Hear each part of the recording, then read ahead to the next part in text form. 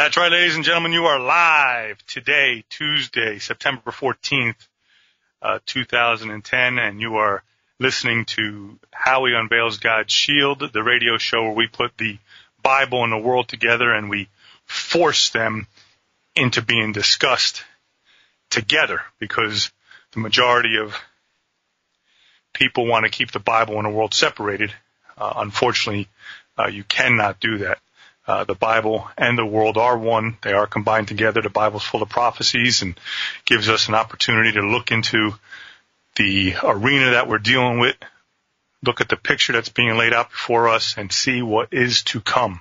And that's what we discuss on this show, what the trends are looking like, what the mood of the world is looking like, and we put them together on this show, and we allow the world and the Bible to collide into hopefully what is a good 55 minutes worth of discussion. Today's show is sponsored by NJSLEA. It is a global watchdog organization. You can review that website at www.njslea.org.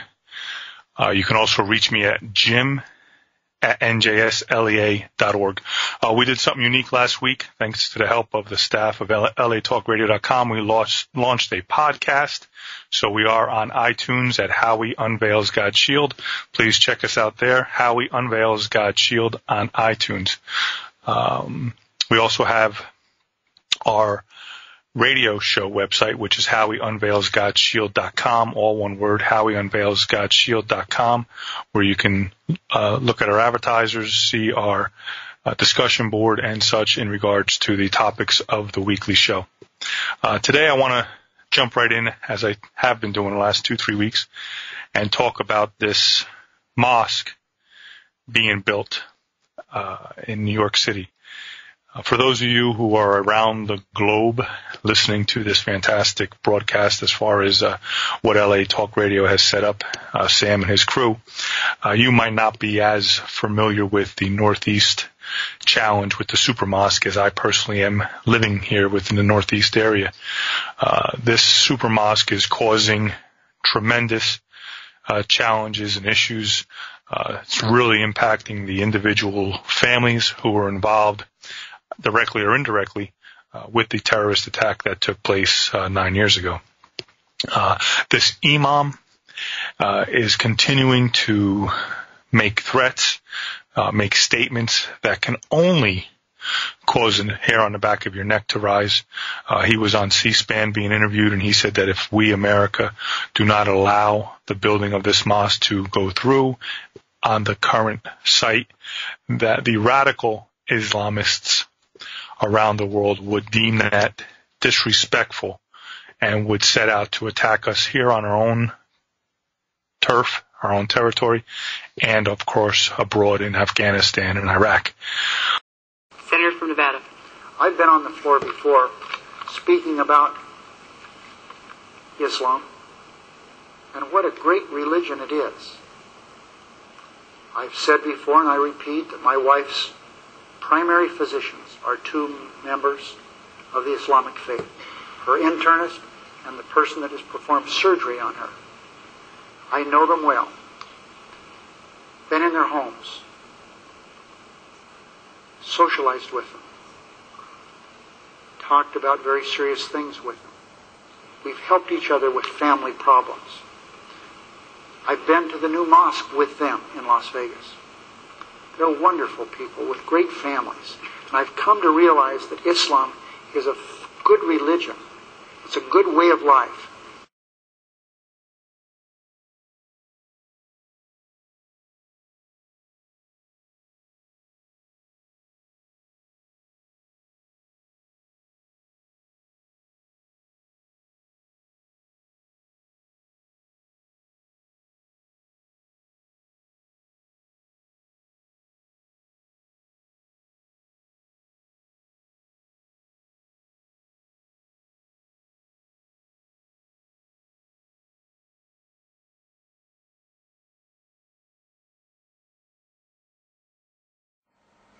When one is under pressure, one may lie in order to protect the religion.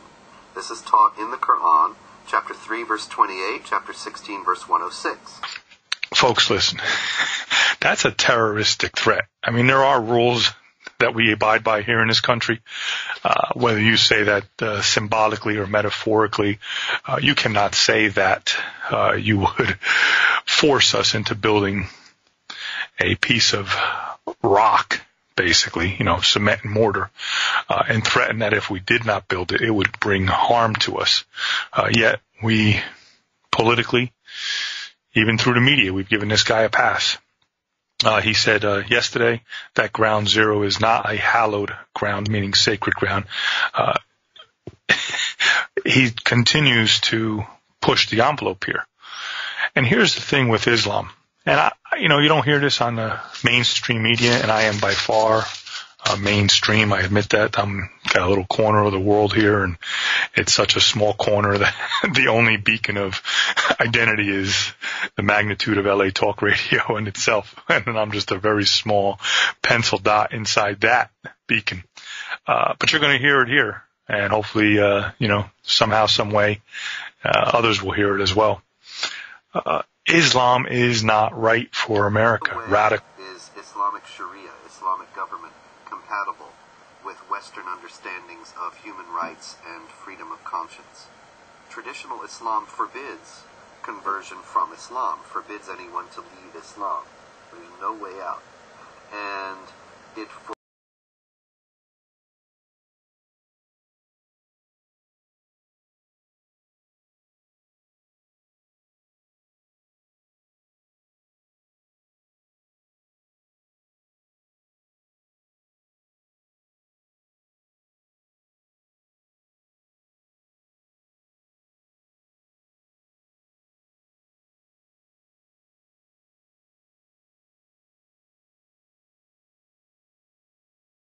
or not. I've said it last week. Culturally, it is not. It's not a tolerant religion. It has Sharia law, and the way Islam works is through threats. They either economically threaten you, politically threaten you, and/or terroristically threaten you. And we're falling into all three of those facets here, especially with this imam making threats that they're going to build this building and if not be attacked. We had an individual down in Florida, I'm sure that made news worldwide, that said that he was going to burn the Quran if they continue to go forth with keeping this mosque where it was at. A small little church pastor said that he was going to burn the Quran on September 11th. The world went crazy against his statements. Crazy against his statements. Threats. FBI was involved. There was threats on his life and his family, potentially bombing his church, et cetera, et cetera.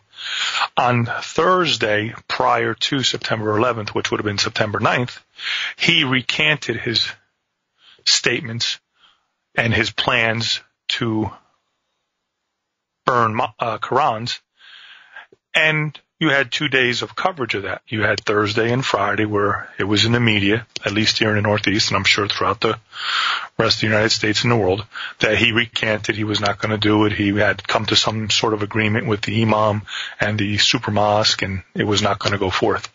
Wouldn't you know it, on Saturday, September 11th, he did not burn any Qurans. You know that the media was there to watch, to make sure if there was any bonfires, and there were none. But yet, the Islamic nations across the globe burned Bibles in droves and in many places defecated on the American flag in retaliation to the statements that this pastor made. Understand this, the pastor did not obligate himself to the statements. He did not fulfill the act that the statements stated. He recanted them 2 days prior to. The act did not take place, and yet on September 11th, massive, massive Bibles were burned throughout the Islamic world, and American flags were defecated on and stomped on and used and besmirched like they were tissue paper. And that's okay. Crucify the pastor down in Florida for a statement. Do nothing to the individuals who acted out their Not even come out publicly. Of course, we can't go over to their country and drop a nuclear bomb and make it a sheet of glass for burning the American flag. That's why I would never make it to be president of the United States. But you can't do that. But you can have some outcry. Where's our president standing up and defending us?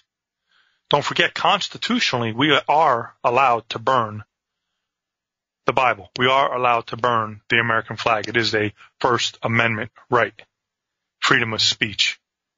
So the Supreme Court has deemed. So within our laws, that freedom of speech, which I would never partake in, burning a Bible and or the American flag, it is a right of the American citizens.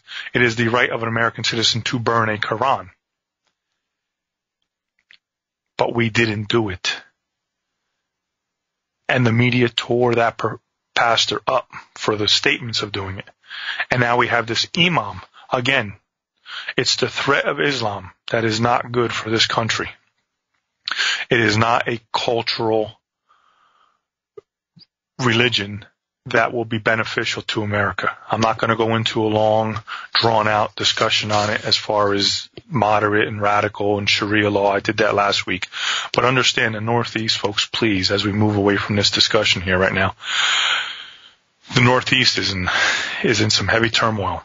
And we have to pray that God's sovereignty and mercy is upon the area and the region. Please pray for the individuals involved, directly or indirectly. 9 years ago, there's rallies every single day. There's marches every single day.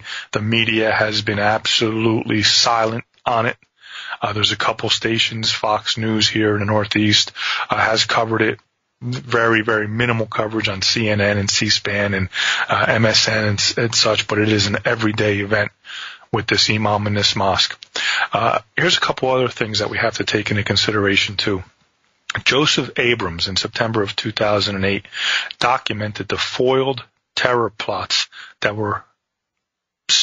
America was subject to, and it was 18 from 9/11 to 2008, from 2001, I apologize, to 2008, 7 years, there was 18 foiled terror plots against, major terror plots.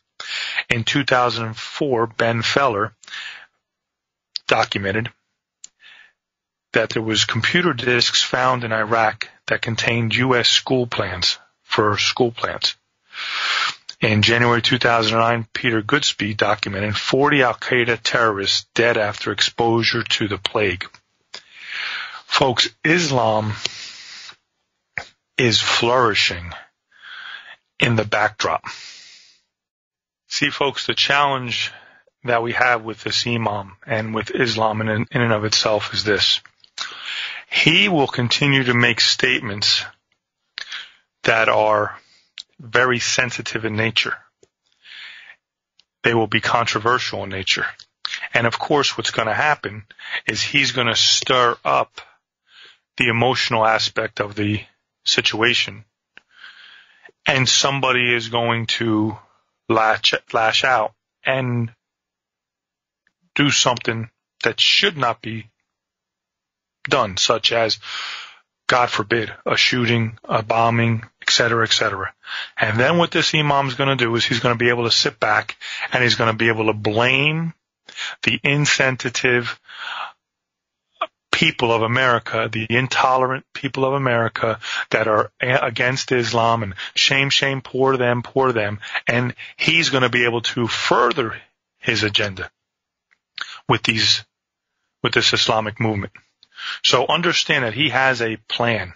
Now, I don't know that personally. I haven't sat and had a cup of coffee with him, but he's becoming more and more emboldened, more and more enraging, more and more controversial in his statements, and he's going to pull a reaction out of somebody that's going to allow him to further move his agenda.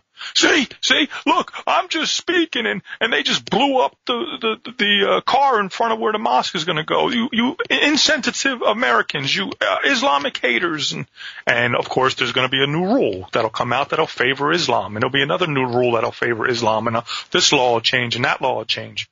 So understand this imam and this agenda that they have is very, very poignant to moving the Islamic agenda forward within this country. Okay, so just pay attention to that. You've heard it here. You're not going to hear this on the mainstream media. But I would ask that people pray for the Northeast region, the New York families that are involved in this.